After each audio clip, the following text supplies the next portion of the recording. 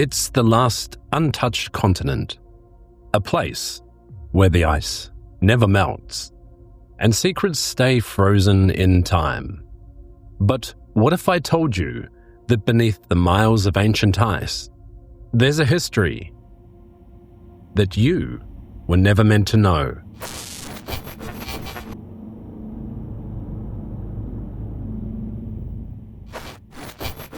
In 1946, just months after the last shots of World War II echoed across Europe, the United States launched the largest Antarctic expedition in human history. They called it Operation Highjump. Now, this was no scientific cruise. 13 ships, 4,700 men, aircraft carriers, submarines, and combat aircraft, all heading to a land that officially had no enemies. Now, they said it was a training exercise. They said it was about cold weather gear. They claimed a lot of things. At the helm was Rear Admiral Richard Byrd, America's most legendary polar explorer. Now, this wasn't his first trip south. In 1929, he made history as the first man to fly over the South Pole. But this time, he wasn't flying alone. He was bringing an armada. What were they looking for? And more importantly, what did they find? To understand what Highjump may have been chasing, you have to go back, before Hiroshima, before Normandy, back to 1938.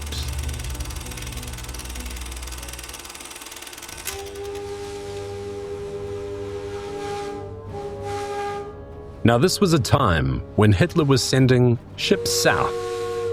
The German vessel Schwabenland erected Nazi flags along vast stretches of Antarctic coastline. They claimed it was for the Reich. They called it New Schwabenland. A frozen fortress, a strategic fallback, or something more. Some claim Nazi Germany was building a base beneath the ice. Others claim they discovered one already there. A structure, a ruin, something not of this world. Sound insane? That's exactly what the world thought right up until Germany lost the war. And then, those claims vanished, just like the men who made them up. After the war, captured U-boat officers whispered about a hidden base. Submarines supposedly deported with SS scientists aboard and never returned. Some say they went deep into the Southern Ocean, to a location now known as Base 211. An underground complex, a last bastion for the Third Reich, and perhaps something far older. Now, Byrd's orders, they said reconnaissance. But what if the truth was a hunt? A search and destroy mission, not against a nation, but against an ideology that refused to die. Or something worse. Something inhumane. Something the Nazis uncovered and tried to control. Operation Highjump arrived, and the ice greeted them with teeth. Within weeks, aircraft were downed, men were injured, one pilot vanished entirely. The expedition was scheduled to last 6 months. They left after only 8 weeks. No public explanation, just silence and a warning. Byrd gave a single strange interview to a Chilean newspaper. He spoke of future wars, of threats coming not from the Atlantic or the Pacific, but from the polar regions. Craft that could move at incredible speeds. That quote has become the stuff of legend. Was he referring to Soviet bombers?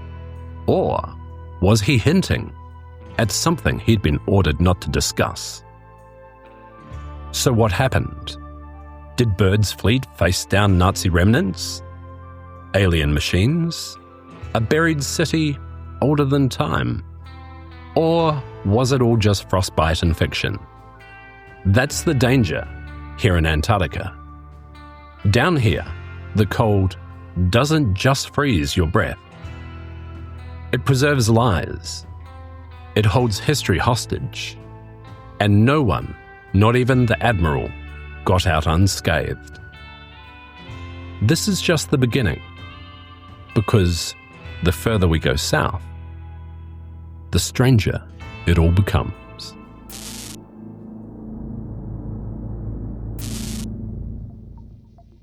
You won't find it on your average globe. No guidebooks mention it. But under the ice, beneath a mile of frozen silence, lies a scar. The Wilkesland crater, 300 miles wide, twice the size of the one that killed the dinosaurs. It's not visible from the surface, but satellites, radar, they reveal the truth. Some believe it was an impact. Others say it was something else. A wound left by something falling from space. Or maybe clawing its way out. That's not the only secret Antarctica keeps. In the east, buried under 2 miles of ancient ice, lies Lake Vostok, untouched by sunlight for millions of years. A black abyss beneath pressure so immense it could shatter steel. And yet, there's life down there. Bacteria, microbes, organisms nothing like what we've seen before. Resilient, adaptive, alien even. In 2012, Russian scientists finally breached the ice. What they found? Well, they're not saying much. Just fragments. Hints of DNA strands that don't match anything else on Earth. Some say that's normal. Extremophiles. Microbes evolved to survive without light, air, or warmth. But what if it wasn't evolution? What if it was containment? Elsewhere in a frozen river of ice known as Taylor Glacier, the ice itself bleeds. They call it blood falls. Rust-coloured, iron-rich water. But also home to something else. Bacteria that's been trapped for tens of thousands of years. Some scientists claim these microbes could survive on Jupiter's moon. Others worry that they could survive here too. That these organisms might not be relics, but sentinels. Still think Antarctica is just snow?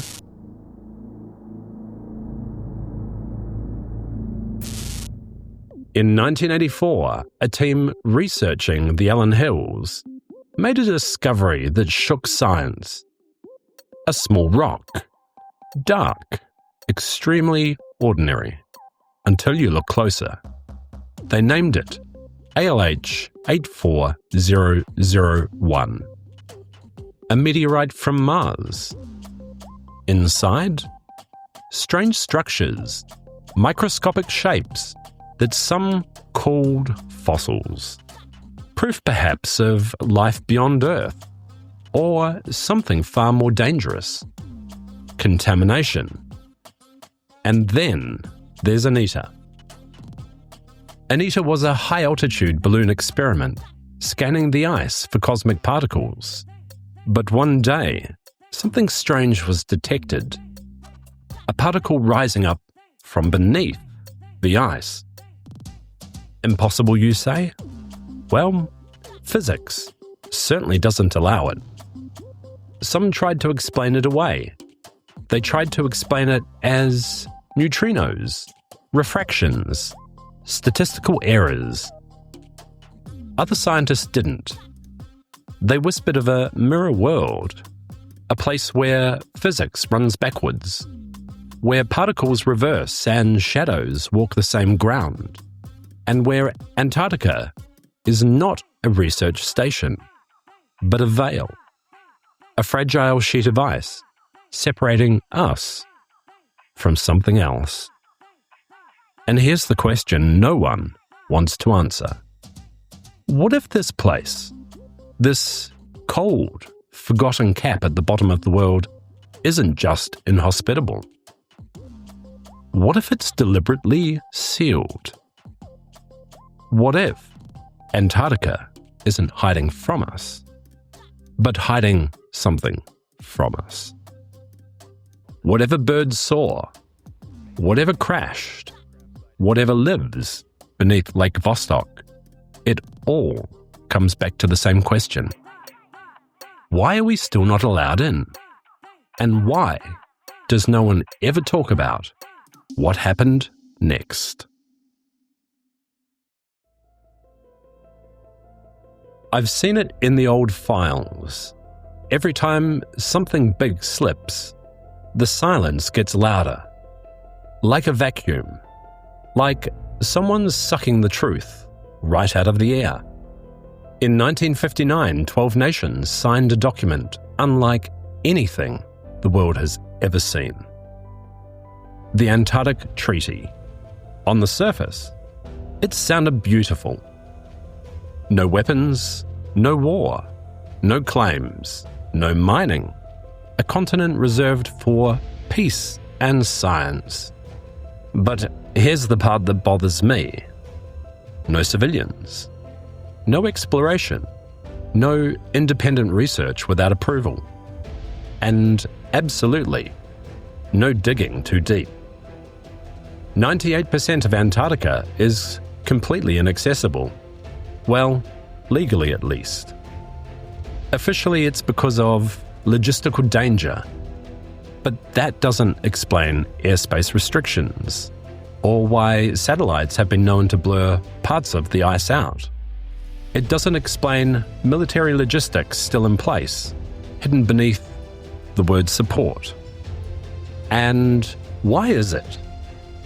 Why? That scientists from different nations rarely speak to each other. Even when stationed, only hundreds of meters apart. Yes, there are research stations. Yes, there are scientists. But all of them are standing on ancient ground.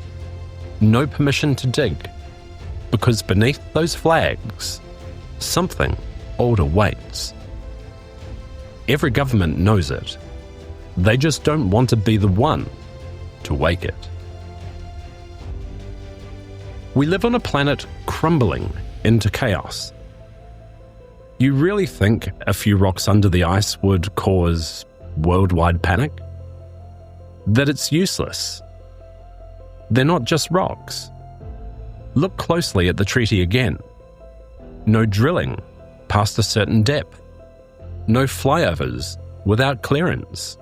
No territorial claims. Yet every major power has their own little slice. Almost like a Cold War game board, waiting for someone to flip it over. The deeper you go, the more it feels like they're all waiting. Here's what they don't want you to ask. What happens in 2048 when the treaty is renegotiated? What happens if the ice keeps melting and things buried below are no longer buried? They say we're not allowed in because it's too dangerous. They say the terrain is hostile, the temperatures fatal. They say it's for our safety. But safety is always the first excuse when you're hiding something monstrous.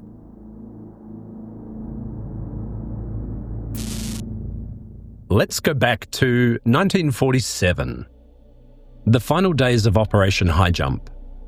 The official story says the expedition ended because of harsh weather, accidents, We all know a plane crashed. We all know a man was lost in whiteout. We all know equipment failed.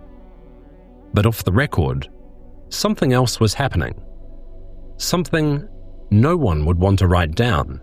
Something that leaked, out only in whispers.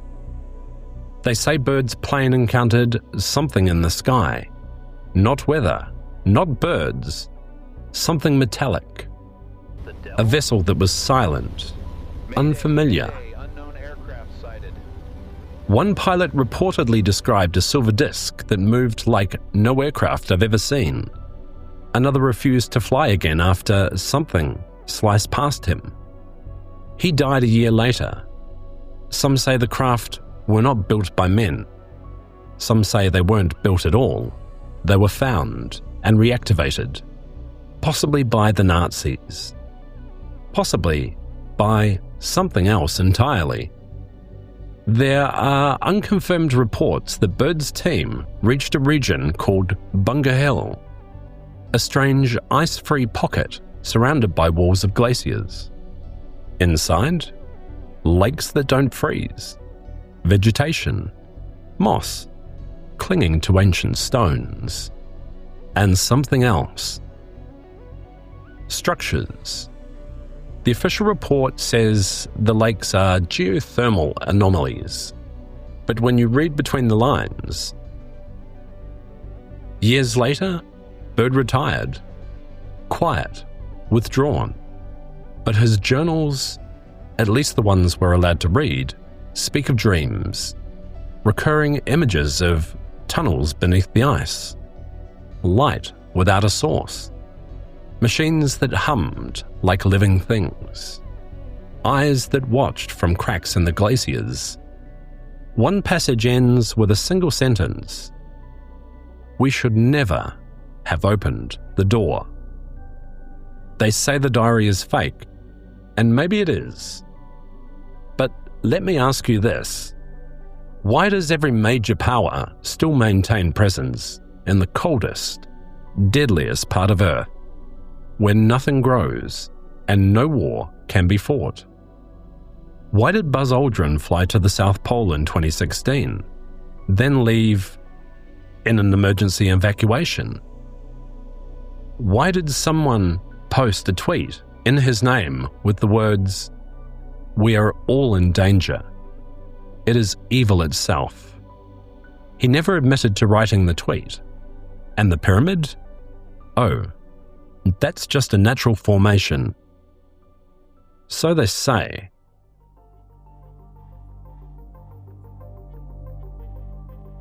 Then there's the myth of Organism 46b, a 14-tentacled cephalopod allegedly found in a subglacier lake, with the ability to paralyze its prey from 100 feet away. It could imitate human voices. It killed 2 divers, then disappeared. The Russian government never confirmed it, but a supposed KGB whistleblower says it was captured and vanished into a shipping container bound for nowhere. Fabrication? Satire? Fear-stained fantasy? Or did something old wake up? Because deep under the Antarctic ice, in places no human has ever walked, life isn't extinct. It's waiting. You know the weirdest part? No one denies these stories. They just say, no comment. Not enough data. Still under review. Or worse, they laugh. Because the fastest way to hide the truth is to make it sound insane. So ask yourself, did Operation Highjump really retreat because of weather? Or did they find the edge of something they didn't understand? Something waiting, something watching, and something they didn't want to be found.